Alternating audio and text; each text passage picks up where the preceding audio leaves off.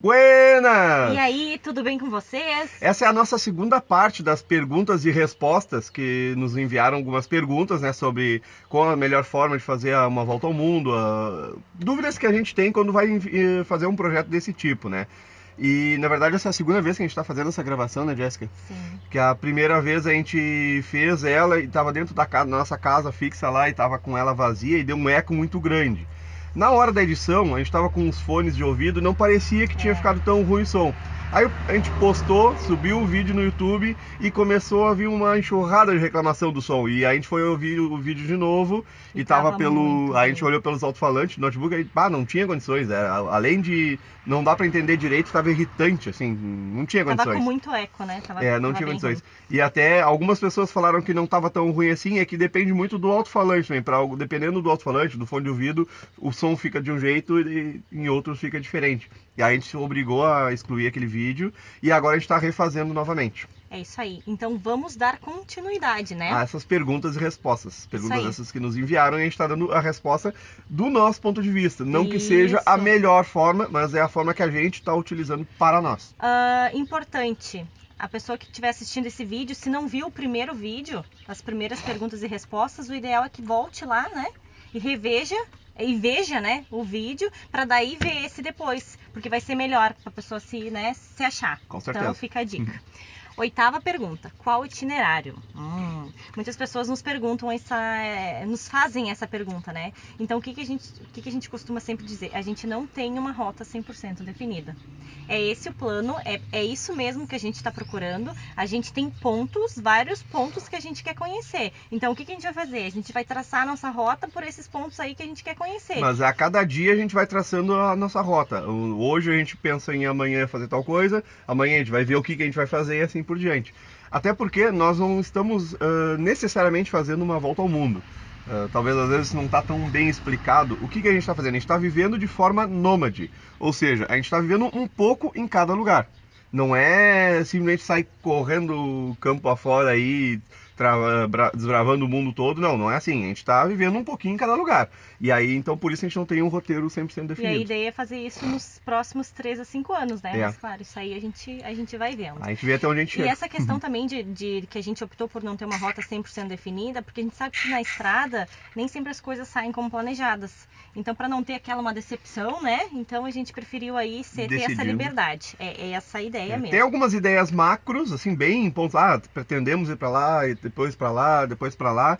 Mas são só ideias, não é nada planejado e isso muda toda hora. Mesmo essa ideia macro, ela já tem mudado muitas vezes desde que a gente começou o projeto. Que nem agora a gente vai partir aí rumo ao Uruguai, a gente já imagina por onde que a gente vai passar, Isso, né? exatamente. Conversando a gente já vai imaginando, mas não quer dizer Não que quer a ser- gente entre não lá e mude faça amanhã. exatamente isso. Então, mas é isso aí. E não quer dizer que isso aí é a melhor forma. Nós é que decidimos fazer Sim, assim. com Quem certeza. tem uma ideia, um prazo definido, pontos definidos, muitas vezes é muito melhor traçar uma rota exata. E a maioria, na verdade, traçam rotas exatas. Nós que decidimos não fazer isso, tá? E interessante também, pessoal, que quando a gente fez as nossas viagens em períodos de férias, foi sempre Um pouco extremamente mais. planejado. Não Não, extremamente. mas Teve. tipo, porque a gente tinha o quê? A gente tinha uma data de ir e de voltar, né? A gente Aí tinha tinha que um planejar um prazo. pouquinho melhor. Então a gente tinha aí mais planejado. Nona pergunta: qual o mínimo de quantia preciso diariamente para se manter? Isso é muito particular de cada Isso é pessoa, né? extremamente pessoal, na verdade, né? Nosso estilo precisa ser mais low cost. Então, tipo, precisa ser muito baixo. Então, a gente precisa meio que seguir esse rumo assim. Por exemplo, no Rio Grande do Sul, o tempo que a gente ficou viajando nesses 4 meses, a gente teve uma média de gasto diário aí de R$ 65, incluindo aí a parte de manutenção com a Xênia, que É. teve bastante, Teve né? bastante manutenção, mais do que a gente esperava, inclusive. Então, mas tipo, vale levar em consideração no nosso caso também que a gente teve muito apoio de pessoas. Sim. Muito apoio de pessoas. Então, isso aí faz toda a diferença na hora que a gente vai fechar aí o orçamento, né, Michael? E saber que imprevistos sempre acontecem, né? Tipo, Sim. por mais que tu planeje, eu vou gastar tanto em comida, tanto em combustível, tanto em hospedagem, tanto naquilo, pode acontecer um problema maior, pode acontecer um problema de saúde, então isso tem que ter uma reservinha ali para isso, né? E lembrando também que isso varia muito de região para região. De essa pessoa questão para dos pessoa, gastos. de região para região, É isso aí. de tudo. Então é Isso difícil, aí. cada um tem que se conhecer e ver o que... Mas é matemática pura. É imaginar quanto é que as coisas custam naquele lugar, ver um custo de vida naquele lugar e ver quanto é que tu gasta naquilo ali. Uma coisa também que a gente pode considerar aí, nesse tempo que a gente ficou viajando pelo Rio Grande do Sul, a gente não teve gastos com restaurante. Sim. Então, Por isso bem que o ou mal, nosso isso custo faz de vida é bastante mais diferente. barato, né? A gente faz tudo dentro da Kombi. 10ª pergunta, então. Qual seria uma quantia ideal para ter como reserva, visto que acontecerão vários imprevistos? Tem pessoas que aguentam um risco muito maior, tem pessoas que aguentam um risco muito menor. No nosso caso, acho que a gente pode falar do nosso caso, a gente tem basicamente assim, ó, ou para de repente atender uma emergência maior da China e Filomena, de repente ter que fazer o motor no meio lá em outro país, alguma coisa assim, a gente tem um valor mais ou menos para conseguir suprir essa necessidade, custear isso daí, ou de repente custear algum problema de saúde maior que a gente tenha lá em algum outro país também. A gente vai ter que Lembrando que a mexer gente nessas não tem reservas, seguro saúde, né? que é, pelo menos não por enquanto. Então, infelizmente, a gente não tem esse valor para custear isso mensalmente. Então, tipo, caso apareça aí algum imprevisto de saúde... A gente sabe que aqui na América do Sul, a maioria dos países, o SUS deles atendem estrangeiros. Então, a gente está se baseando nisso, a princípio. E o outro ponto, assim, que, por exemplo, vá que dê um problema, que a gente tenha que voltar de alguma forma para casa e não... A gente tem que ter condições de custear um meio de voltar para casa, né? Exatamente. A gente tem, por exemplo, deu acaso, capotou a Xênia por algum motivo lá, graças a Deus a gente tá vivo, tá tranquilo, a gente tem como, tipo, abandonar tudo e voltar para casa. A gente tem dinheiro, pelo menos, para uma dessas coisas se acontecerem separadamente. Agora, se der um problema grave, estragar a Kombi demais, ter um problema de saúde e tinha que voltar para casa tudo ao mesmo tempo, a gente não teria condições já. Aí já passou um pouquinho das nossas reservas, né? E assim, tipo, isso varia muito de pessoa para pessoa, como a gente já falou várias vezes. Para algumas pessoas, a gente sabe de pessoas que fazem projetos parecidos com o nosso e eles não têm nem a metade desse dinheiro de reserva que a gente tem, ou nada às vezes. E os caras estão aí felizes, firmes, fortes, estão seguindo adiante e já fizeram uma baita parte da estrada. Certo, tá dando certo, então, e essas pessoas elas estão tranquilas. Elas não se preocupam tanto com isso. E acham até que a gente é quase considerado rico porque a gente tem essa quantidade, essa reservinha, que a gente não considera tanto, mas para depender. A gente considera aí uma segurança, uma né? segurança, pra gente cair na estrada mas tem gente que nos considera rico por causa disso. Já outras pessoas que a gente também conhece que viajam, acham que a gente é louco porque a gente não tem praticamente nada de dinheiro de reserva. Então varia muito de pessoa, varia muito. Mas o nosso ponto é esse, a gente tem para essas emergências pelo menos. Comentou. No mínimo. No mínimo. Aí volta para casa e vê o que faz depois. 11ª pergunta. Como vocês pretendem ganhar dinheiro na estrada? Sem dúvida, essa é a resposta que vale $1 milhão. O pessoal nos pergunta muito, muito, muito. Eu acho que é a principal, assim. Como é que a gente vai fazer para se manter na estrada? Então, o que a gente pensa em fazer? Hoje a gente tem o aluguel da nossa casa, que não é suficiente, é em torno aí de R$1.000, mais ou menos, falando em valores, mas a gente, todo mundo sabe que não tem como ficar vivendo duas pessoas viajando, dando manutenção na Kombi com R$1.000. Era a ideia inicial, se manter sempre nesse valor, mas a gente já viu assim, que não vai ser possível conseguir ficar nesses R$1.000 mensais. A gente vai precisar fazer grana no meio do caminho. Fora isso, a gente está investindo bastante tempo, inclusive dinheiro com equipamentos no YouTube. Sim. Mas até hoje o retorno que o YouTube dá financeiramente é irrisório. Para quem está iniciando um canal, está fazendo um canal, pensando que dá dinheiro, cara, YouTube é muito difícil, não dá dinheiro direto, assim, diretamente tão facilmente. Tu precisa de muitas views para conseguir dinheiro do YouTube. No nosso caso aí, a gente está agora com 17 mil inscritos. Passamos essa semana para 17 mil. Gente, como demorou um pouquinho para chegar nos 17 mil inscritos. E assim, ó, já falando em valor direto, a gente deve ganhar em torno de $30 mensais, sendo que a gente faz 4 vídeos semanais. Cada vídeo dá trabalho para gravar, para editar, para subir, conseguir internet, tudo isso mais, e responder as mensagens todas, que a gente gosta muito de responder, mas também não deixa de levar algum tempinho para fazer essas coisas todas, né? Manter redes sociais, que é o Instagram, o Facebook. Então, quer dizer, tudo isso dá um trabalho enorme e o retorno financeiro direto disso é irrisório, vamos por assim dizer, que são $30 e pro trabalho que isso dá, isso aí não é nada. Mas... Claro que a ideia é que um dia isso venha a ser maior, né? Mas só que não é tão simples. A gente já tem o canal há 1 ano e meio, 2 anos. A gente Não sei começou se o dá- canal em 2015. Final de 2015. Final de 2015. A gente já tem 2 aí anos. 2 anos e pouco o canal do YouTube. Mas vale lembrar, pessoal, que em termos financeiros não dá pra contar. É. Mas ele Assim, já nos abriu muitas portas, né? não, e aí voltando pro outro lado, né? A gente não quer de forma alguma desmotivar alguém que esteja, não é nem sentido, não é nem um pouquinho sentido. Aí tem a parte boa do YouTube, que ele nos dá uma visibilidade muito grande. Isso Tipo, a gente consegue todo esse apoio de vocês aí, que nos dão um grande apoio, sempre um carinho enorme nas mensagens e tudo mais. A gente consegue divulgar toda a nossa viagem, a gente sempre pensou em forma de como é que a gente ia divulgar, se ia ser em blog, se é isso, e a gente está fazendo. E o YouTube foi uma delas, e foi onde a gente mais está conseguindo retorno. Então, tudo isso daí é recompensador. Mas não pensem que financeiramente ele dá dinheiro diretamente. Pelo menos não por enquanto. Pelo menos não por enquanto. Mas indiretamente ele dá também, sim. Porque, por exemplo, a gente ganha alguns apoios. Isso, Não vale só o lembrar. apoio moral, né? Mas o apoio financeiro de certa forma, porque umas placas solares da i9 e algumas outras coisas, o Bauleto, o 3TC, algumas coisas que a gente conseguiu apoio. Isso aí. Foi graças ao YouTube, entendeu? E outro ponto, tu tinha mais alguma coisa pra falar do YouTube? Não, acho que o YouTube por enquanto é isso. Outro ponto também que conta, que a gente pode considerar aí como uma entrada de grana, a gente tá levando aí camisetas do nosso projeto. Sim, a gente pretende vender na estrada. Então, quando consegue vender, e geralmente a gente consegue vender alguma coisinha, já é um complemento aí, já ajuda bastante, né? E a gente tá sempre em busca também, não dá pra dizer em busca, né, de um patrocinador. A gente não chega a buscar, na verdade a gente nunca procurou assim, por favor, empresa, você quer me patrocinar? A gente nunca pediu pra nenhuma empresa nos patrocinar. Não. A gente nunca chegou e bateu numa porta de uma empresa, a gente deveria fazer mais isso. A gente tem um projeto Nunca chegou. E não querem nos patrocinar. Não, a gente nunca fez isso. A gente nunca fez. A gente já pediu várias vezes, já bateu nas portinhas das empresas pra pedir apoio em formas de produtos e tudo mais. Isso a gente já pediu bastante. Bateu na porta, maneira de dizer, né? Entramos em contato só, né? Isso. Mas... Patrocínio e dinheiro a gente nunca tentou. Até porque é um pouco mais difícil conseguir dinheiro. Bem mais difícil.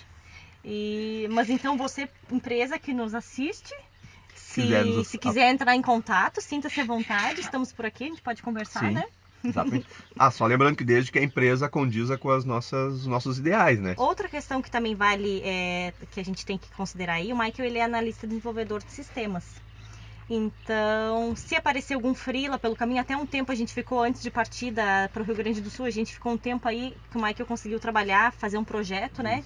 Então isso é uma outra forma de repente conseguir juntar alguma grana na estrada. Sim. Só que isso é uma coisa incerta, né? Pode ser que a gente Sim. consiga 2, 3 projetos num ano, pode ser que a gente não consiga nenhum. Então a gente não consegue contar muito com isso. Quando aparece alguma coisa é bom. E também dependendo do lugar que a gente está, se a gente não tem internet, é complicado também. E também não dá para pegar projetos muito grandes. E projetos mais menores também às vezes não é tão simples de pegar. Mas é uma possibilidade que a gente tem. Outra possibilidade seria vender vídeos institucionais para empresas, né? Exatamente. A gente até fez um teste aí, até foi para a empresa que o Michael desenvolveu o projeto antes de nós sair, foi meio que um teste, né? Isso, essa foi. E ficou bem bacana o vídeo, ficou bem legal o videozinho lá. Isso. Também aceitamos doações. Sim. É importante falar desse ponto, né? A gente não divulga tanto isso, mas sim. Quem se sentir à vontade, quem tiver com muita vontade de nos apoiar de alguma forma, a gente já aceitou algumas doações. A gente vale citar, né? A gente já recebeu uma doação de um cara lá dos Estados Unidos via PayPal. Ele fez pelo PayPal, nos fez uma doaçãozinha de lá.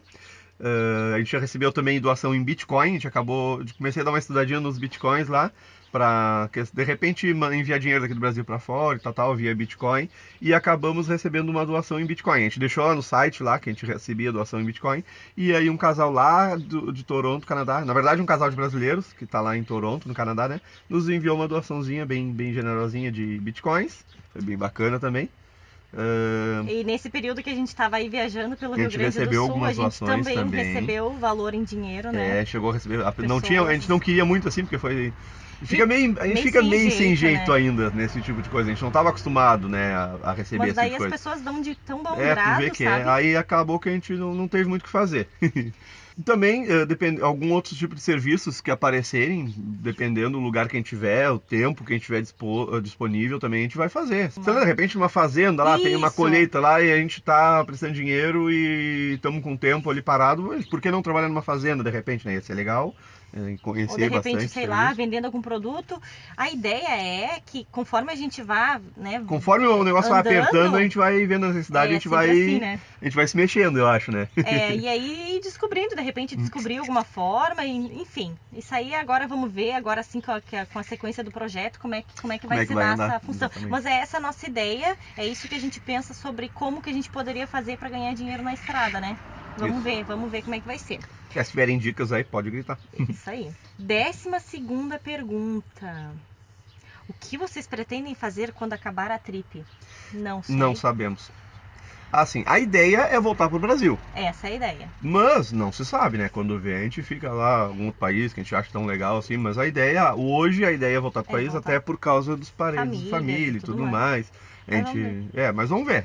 E o que a gente pensa, assim, que conforme a gente vai viajando, né, a gente vai observando as coisas, a Isso. gente vai pegando ideia, quem sabe a gente não consegue usar alguma ideia, alguma, né, Exato. usar essa criatividade depois para, se a ideia voltar, quando voltar, empreender em alguma coisa aqui no para Brasil. nós, né? Exatamente. Então, vamos ver, vamos descobrir. 13ª pergunta.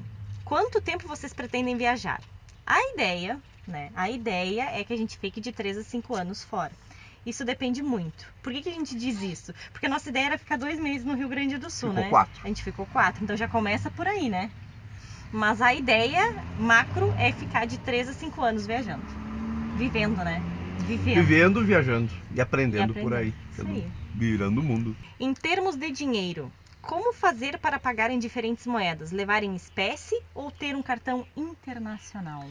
Bom, ter um cartão internacional, indiferente de querer usar ou não, gostar de usar ou não, eu acho que é essencial. Acho que é imprescindível tu ter um cartão internacional para qualquer emergência ou para utilizar alguma coisa assim, para não te apertar em algum momento que tu vai precisar. Mas nós gostamos de levar sempre alguma coisa em espécie, sempre conseguir sacar o dinheiro do banco de algum lugar, alguma coisinha a gente vai levar junto sempre, e sempre que tu entrar no país ter a moeda corrente do país. Normalmente nas fronteiras, geralmente tem alguma casa de câmbio, claro que varia muito de país para país, mas aqui nos países da América do Sul, pelo menos, normalmente tem nas fronteiras uma casa de câmbio, trocar com dinheiro em espécie, porque algum lugar maior, algum lugar mais turístico, tu consegue pagar em dólar ou com cartão. Mas no botequinho da esquina, para te comprar um pãozinho na padaria, às vezes nesses lugares não aceitam moeda estrangeira e às vezes não aceitam cartão. Então é bom sempre ter alguma coisa de moeda local. E também a gente não pode esquecer, sempre ter uma quantia em dólar, né? Isso, e nós guardamos sempre também um pouquinho, nada absurdo assim, até porque por questões de segurança, né? Não, mas para alguma emergência, sei lá, precisou pagar um guincho, uma coisa assim, a gente ter alguma coisa, alguma reservinha em dólar, caso a gente não tenha moeda local ainda. Então são essas 3 formas. Então seria o cartão internacional, ter uma quantiazinha aí em dólar e sempre um pouquinho de moeda local, né? Que tu normalmente consegue trocar nas fronteiras. Isso aí. 15ª pergunta. Em termos de farmácia, é comum ter os produtos e remédios que usamos em todos os lugares ou temos que fazer um estoque? E é permitido entrar nos países com os remédios comuns e com receita? Bom, a gente tem o nosso kit primeiros socorros e algumas coisinhas mais. Por exemplo, na Argentina é obrigatório se ter aí o kit primeiros socorros, né? Que é um kit meio básico, assim. A gente tem mais coisas do que aquele básico. Nunca nos ocorreu de quando a gente sempre foi muitas vezes atacado, levando em consideração revistaram nesse sentido. As viagens de moto e de carro que a gente fez anterior. Nunca foi nos solicitado nada quanto a remédio. Nunca foi, né, bloqueada a entrada por questão de algum remédio. Então a gente acredita que não vai ter problema. E também se tiver que deixar o remédio, alguma coisa, não seria, os que a gente está levando não são remédios que precisam de receita, né, Michael? Então, caso nos parem e tenha que deixar os remédios, não seria um estrago tão grande. Mas vamos ver, não sei, a gente nunca teve problema a respeito, tomara não ter problema dessa vez também, né? 16ª pergunta. Como funciona para quem viaja com animais? Tem algum país que proíbe a entrada? Bom, não é o nosso caso, né, de viajar com animais. O que a gente vai falar é com base em coisas que a gente leu e de pessoas ouviu e de pessoas que a gente conhece que viaja com animais. Talvez tenha países aí que seja proibida a entrada de animais, não sei. A gente não tem como se aprofundar nesse assunto. A gente sabe que tem aí algumas burocracias, né, Michael? Com essa questão dos animaizinhos, de vacina e tudo mais, que precisa ser vista antes de entrar. E também tem aí uma questão do gasto com isso, né? E com relação à proibição, a gente já ouviu falar que existem parques nacionais que não permitem a entrada de animais. Um exemplo que a gente ouviu é Torres del Paine, por exemplo, que não permite a entrada de animais. Mas sim, tem várias pessoas que viajam com seus animaizinhos, que dá tudo certo, né? Só dar uma pesquisada tem mais antes. burocracias para entrar nos países, muitas vezes tu vai gastar algum valorzinho ali com algumas vacinações, algumas carteirinhas, algumas coisas que vai ter que tirar pro animal também. Isso. E daí tu vai ter que... E alguns parques eles não vão permitir a entrada. E aí tu vai ter que ver se tu vai deixar o cachorrinho, o gato, ou sei lá o que dentro do aí carro, vai. ou se vai deixar com alguém cuidando enquanto tu vai no parque, alguma coisa nesse sentido. Então dá para se levar, dá, mas tem algumas restrições aí e alguns custos Aí a mais. vale da vontade de cada projeto aí, de cada viajante. 17ª e última pergunta. Última já? Última. Vocês planejaram um tempo mínimo para ficar em cada lugar? Não. Novamente, igual a questão do itinerário lá do roteiro, a gente não tem. Então a gente não tem plano de ficar tanto tempo em um lugar ou tanto tempo no outro. A ideia é, tá bom, vai ficando, tá ruim e vai seguindo adiante. Às vezes não necessariamente isso, às vezes a gente tem alguns prazos, por exemplo, agora a gente precisa sair agora rápido por causa do Ushuaia, porque senão vai pegar muita neve lá. Então a gente não tem um prazo definido para ficar em cada lugar. Tanto que a gente vai entrar primeiro no Uruguai, só que a gente não vai poder se estender muito no Uruguai. A gente vai ter que descer mais rápido lá para baixo por causa da neve lá embaixo. E porque esse Mas é um não... objetivo nosso, né? É uma vontade, Sim, diria, né? mas de chegar. não necessariamente que a gente tenha prazos para isso. Então, essas foram a segunda parte das perguntas e respostas. Espero que vocês tenham gostado. Se ainda ficou alguma dúvida, alguma pergunta que não foi respondida, deixem nos comentários que a gente vai procurar responder todo mundo. Quando vem, a gente até faz uma terceira leva de perguntas e respostas, se não tiver Se de repente todas as perguntas aí. aqui, né? E é isso aí. Não esquece de deixar o like, de compartilhar com um amigo, de se inscrever no canal, de seguir a gente nas nossas outras redes sociais. Só não quebra mesmo, meu amor. Tá. De seguir a gente nas nossas outras redes sociais. E... vamos comentar uma coisinha com o pessoal. Lá no YouTube tem a aba de comunidade. A aba comunidade. É nova no YouTube, na verdade. Pelo menos não para nós, agora que apareceu como novidade. Até então a gente não tinha visto. E? Tu quer falar? Eu ia falar. E daí, às vezes, a gente acaba colocando alguns avisinhos lá, algumas fotos. Por exemplo, o vídeo passado, a gente excluiu e deixou um aviso lá nessa aba comunidade. Então, muitos avisos a gente deixa lá. Na virada Coisas de mais ano, rápidas.